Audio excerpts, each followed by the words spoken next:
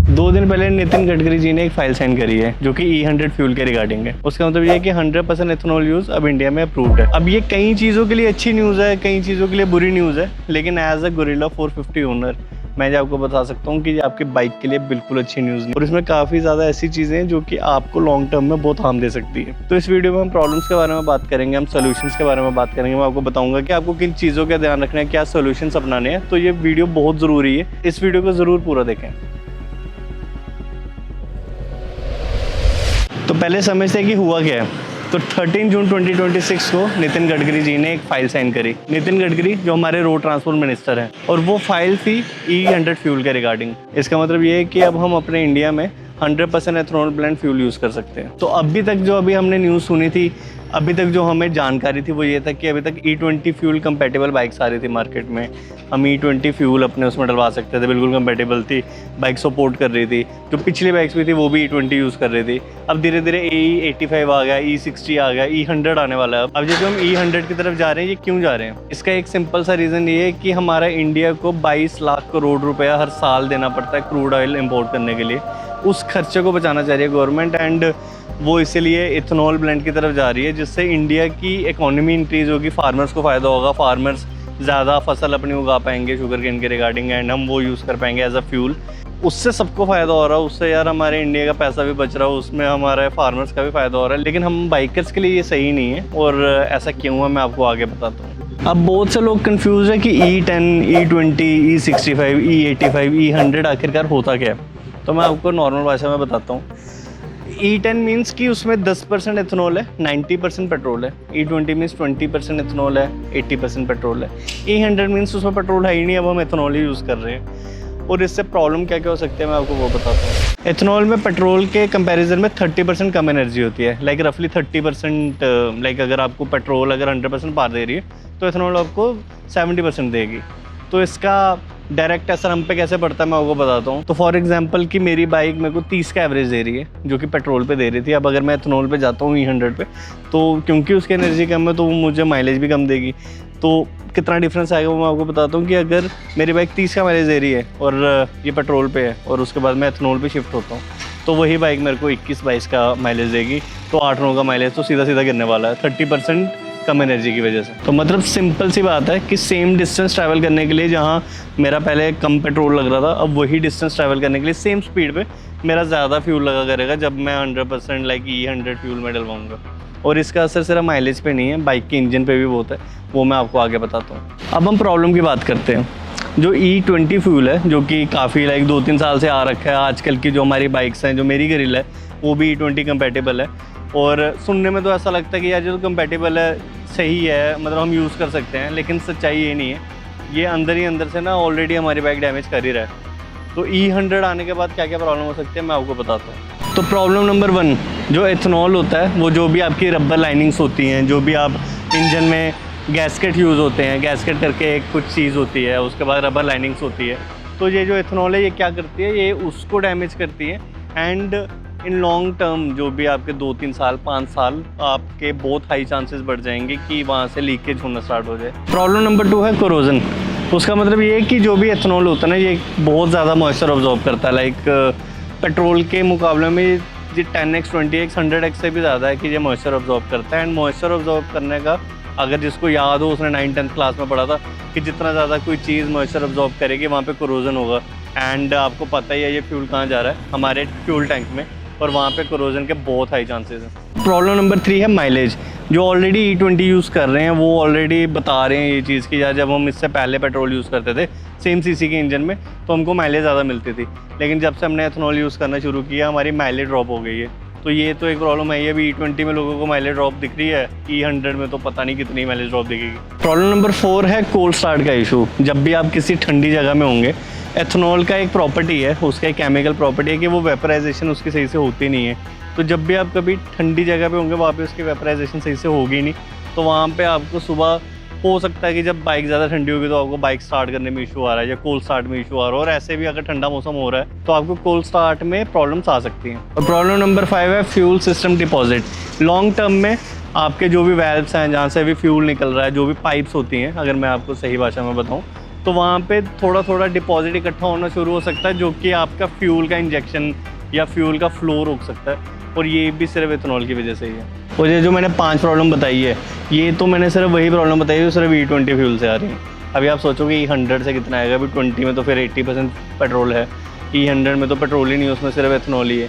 लेकिन जो हम रिपोर्ट्स देखते हैं, जो कि गवर्नमेंट बोलते हैं, गवर्नमेंट ये कहती है कि E20 फ्यूल से या E100 फ्यूल से आपको कोई इशू आना नहीं चाहिए, लेकिन ये उनका कहना है। लेकिन जो हम रियल लाइफ सिनेरियो देखते हैं, जो रियल लोगों को, रियल राइडर्स को इशू आ रहे हैं, वो तो यही इशू है जो मैंने भी आपको 5 बताए, भले गवर्नमेंट बोले या ना बोले। अब हम गरेला 450 की बात करते हैं। तो मैंने यार ये बाइक ना अगस्त 2025 में ली थी, एंड जब मैंने वो बाइक ली थी तब मुझे शोरूम ने बताया था कि ये E20 कंपेटेबल है। इनफैक्ट यहाँ पे एक स्टिकर भी लगा कि पेट्रोल अप टू E20।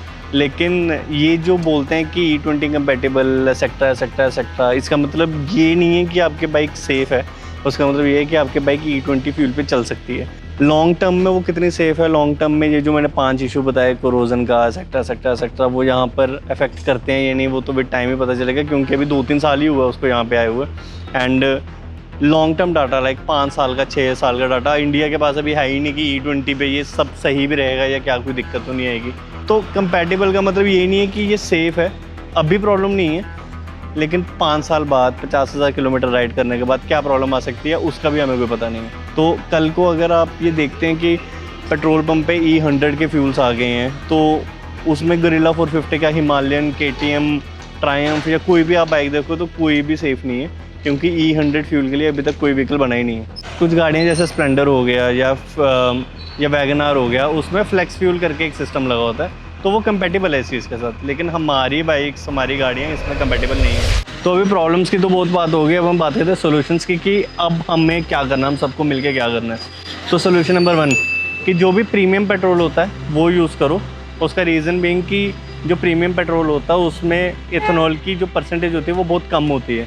तो कुछ पेट्रोल पंप्स है जैसे HP प्लस हो गया, वी शेल हो गया, तो वो आप अपने एरिया में देखोगे कौन से पेट्रोल पंप अवेलेबल हैं या आपके रूट में कौन सा पेट्रोल पंप अवेलेबल है। एंड प्रीमियम पेट्रोल की तरफ आप जाओ, उसमें इथेनॉल की परसेंटेज थोड़ी कम होती है, थोड़ा लॉन्ग टर्म में आपका साथ देगी। सोल्यूशन नंबर 2 है कि आप फ्यूल एडिटिव यूज़ कर सकते हो। मार्केट में कुछ एथेनॉल कंपेटेबल फ्यूल एडिटिव आते हैं, जैसे STP हो गया या मॉली करके एक ब्रांड होता है वो हो गया। काफ़ी रिलायबल ब्रांड्स हैं जिनका काम है कि जो भी एथेनॉल के डिपॉजिट्स होते हैं उसको क्लीन करना। तो आप वो बीच बीच में यूज़ कर सकते हो अपने इंजन को बिल्कुल साफ़ रखने के लिए। एंड काफ़ी लॉन्ग टर्म में आपके ये भी काम आएगा। ज़रा सा आपको कॉस्टली पड़ेगा, लेकिन लॉन्गर टर्म में आपके इंजन की प्रोटेक्शन के लिए बहुत सही है। सोल्यूशन नंबर 3 है कि आप फ्यूल फिल्टर रेगुलरली चेंज करो। जो भी एथेनॉल होता है ना, एक तो जब आप इसको यूज़ करते हो तो अपनी जगह काफ़ी ज़्यादा क्लॉग छोड़ के जाता है, तो बीच बीच में लाइक रेगुलरली आप इसके जो फ्यूल फिल्टर है उसको क्लीन करो, उसको चेंज करो, ये पॉसिबल है। लॉन्गर टर्म में वो भी आपकी बाइक की हेल्थ के लिए बहुत सही है। सोल्यूशन नंबर 4 है कि कभी भी अपना टैंक एम्प्टी मत छोड़ो, उसको एटलीस्ट 50% फिल करके रखो। रीज़न बीइंग कि जो इसका टैंक है, अब क्योंकि आप एथेनॉल यूज़ कर रहे हो तो एब्जॉर्प्शन ज़्यादा करता है, और खाली टैंक में एब्जॉर्प्शन ज़्यादा होता है तो ज़्यादा मॉइस्चर क्रिएट होगा और कोरोजन के बहुत हाई चांसेस हैं। तो इसलिए अपने टैंक को थोड़ा ऐसे 25, 30, 40% भर के ही रखो। ऐसे ये नहीं कि लास्ट के कुछ सांसें जी रहे हैं एंड आप सिर्फ उसी का वेट करोगे कम होता है पेट्रोल तो मैं तब भरवा दूँ, ऐसा नहीं करना है। अपने फ्यूल टैंक को थोड़ा भर के रखो, हेल्प करेगा कोरोजन अवॉइड करने में। सोल्यूशन नंबर 5 है कि E20 फ्यूल के साथ जो आपका इंजन ऑयल होता है वो जल्दी डिग्रेड होता है। तो कोई भी आप ये अवॉइड करो कि आप अपनी सर्विस स्किप ना करो। अगर आपको लग रहा है कि कल सर्विस है तो कल ही चलाओ, उसको ऐसा मत सोचो कि अगले हफ्ते जाता हूँ, जो उससे अगले हफ्ते जाता हूँ। आप वेट करो कि आपकी सर्विस कब हो रही है और उसको करवाओ, ताकि जो उसका इंजन ऑयल जो डिग्रेड हो रहा है वो चेंज हो पाए और आपकी बाइक की हेल्थ को भी फर्क ना पड़े। And last but not the least जो सोल्यूशन नंबर 6 है वो ये है कि आप जब भी सर्विस करवा रहे हो या जहाँ पे भी आप लोकल मैकेनिक को दिखा रहे हो तो उसको बोलो कि यार इथेनॉल का जो भी इशू आ रहा है या उसके जो भी इफेक्ट है उसको चेक करो, जो भी इसकी रबर लाइनिंग है वो चेक करें, ताकि लीकेज अगर होनी हो तो आप उसको पहले रोक पाओ। या कुछ भी जहाँ भी कोई भी कंपोनेंट जहाँ से इथेनॉल निकलता है जो लोकल मैकेनिक बाहर से चेक कर सकता है बिना इसको खोले, तो उसको रेगुलर ऐसे महीने में 1-2 बार चेक करवाओ, ताकि आप ध्यान रख पाओ अपनी बाइक का। जैसे आप अपनी हेल्थ का ख्याल रखते हो, अपनी बाइक की हेल्थ का भी ख्याल रखो, वैसे भी इथेनॉल आएगी। तो ये 6 सोल्यूशन आप अभी फॉलो करो, किसी का वेट मत करो, बहुत ज़रूरी है आपकी बाइक के लिए। अब मुझे एक ऑनेस्ट बात बोलनी है, गवर्नमेंट का इंटेंशन गलत नहीं है। अगर वो एथेनॉल ला रही है तो वो हमारा इंपोर्ट बिल कम करना चाह रही है, या वो हमारे इंडिया में फार्मर्स के लिए कुछ करना चाह रही है, या इंडिया की इकोनॉमी बढ़ाने के लिए कुछ करना चाह रही है। लेकिन हम राइडर्स का कुछ नहीं है। हमें पहले बता दिया गया है कि अभी E20 फ्यूल आ रहा है, आपकी बाइक कंपैटिबल है, चलाओ, और हम राइडर्स चलाने लग पड़े। लेकिन हमें लॉन्ग टर्म गारंटी कुछ है नहीं कि क्या ये सही भी है या नहीं है अभी तक, क्योंकि टेस्टिंग नहीं हुई वैसी उस लेवल पे 4-5 साल अभी तक कुछ हुआ नहीं है। और अभी नेक्स्ट E100 आ गया कि वो चलो। अभी जिन्होंने अब बाइक ली है, अब उनको पता चला है कि E100 फ्यूल आ रहा है उनकी बाइक में, तो वो वाला इंजन ही नहीं है फ्लेक्स फ्यूल वाला। अब हो सकता है नेक्स्ट बाइक पे है, लेकिन जो अभी ले चुके हैं, मैं ले चुका हूँ 5-6 महीने पहले, तो अब हम क्या करें, वो हमें ज़ीरो क्लैरिटी है, हमें कोई ट्रांजिशन नहीं है गवर्नमेंट के साइड से कि ठीक है अगर हम ये फ्यूल आ रहे हैं तो आपके लिए ये सब है, या एक क्लैरिटी मिल जाए कि ये चीज़ें हमने टेस्ट करी हैं और ये रिजल्ट्स आपको आएंगे, आपको कोई दिक्कत नहीं होगी। वैसा कुछ नहीं है। एंड ये सब मेरा पर्सनल ओपिनियन है, हो सकता है कि तुम इस चीज़ से एग्री ना करो। तो आपके मन में जो भी क्वेश्चन हो मेरे साथ हो, या अगर मुझे कोई क्वेश्चन करना है तो कमेंट करके बताओ, मैं हर कमेंट का आंसर करूँगा। मैं बस ये चाहता हूँ कि जब भी कोई पॉलिसी बने तो जो भी ये पॉलिसी पे बात कर रहे हैं, जो भी डिस्कशन कर रहे हैं, वो एक कॉमन मैन या एक राइडर की साइड से भी सोचें कि उसको क्या क्या प्रॉब्लम आ सकती है, या एक नॉर्मल इंसान जिसने मेहनत से पैसे जोड़ के कुछ बाइक वगैरह खरीदी है, कुछ भी व्हीकल खरीदी है, उसकी साइड से भी सोचें कि यार हम तो एकदम से फ्यूल चेंज कर देंगे, वो बंदा क्या करेगा। तो ये छोटी छोटी चीज़ें आएगी, सोचना बहुत ज़रूरी है, ताकि हम लोगों को भी क्लैरिटी रहे कि हमें क्या करना आगे, या कौन सी चीज़ हमारे लिए सही है, कौन सी चीज़ गलत है। तो एक समरी ये है कि E100 फ्यूल तो अब अप्रूव हो गया है, E20 फ्यूल अभी तक यूज़ हो रहा है और हम यूज़ भी कर रहे हैं, सब लोग यूज़ कर रहे हैं, जाने अनजाने में, आई डोंट नो, लेकिन यूज़ कर रहे हैं। बट पैनिक वाली कोई बात नहीं है, क्योंकि जो E100 वाले जो फ्यूल्स हैं वो एकदम से नहीं आएंगे, अभी फाइल साइन हुई है, अभी थोड़ा वक्त लगेगा, पैनिक मत करो। तब तक ये कर सकते हो कि जो मैंने सोल्यूशन बताया उसको फॉलो करो, अपनी बाइक का ख्याल रखो, अपना ख्याल रखो। एंड एक आखिरी बात, देखो दुनिया बदल रही है, नई नई चीज़ें आ रही हैं, सब अडेप्ट कर रहे हैं। फ्यूल आना है तो वो आएगा, मेरी वीडियो बनाने से या हमारे आपत्ति जगाने से तो मुझे नहीं लग रहा कि कुछ हो रहा है। अब हम क्या कर सकते हैं, हम अडेप्ट कर सकते हैं, हम सॉल्यूशंस देख सकते हैं कि इसके क्या हैं। वैसे सॉल्यूशंस मैं आपको लाकर देता रहूँगा। इस चैनल को फॉलो करो, मेरे साथ आगे बढ़ो। जितनी भी प्रॉब्लम्स आ रही हैं, आगे प्रॉब्लम्स आएंगी, अभी ये प्रॉब्लम आई है, मैं हर प्रॉब्लम का सॉल्यूशन लाऊंगा। आपको कोई क्वेश्चन है, मैं क्वेश्चन के जवाब दूंगा, कमेंट है, कमेंट के आंसर करूंगा। बाकी इन्फॉर्म्ड रहो, अपडेटेड रहो, and ride safe. Thank you so much.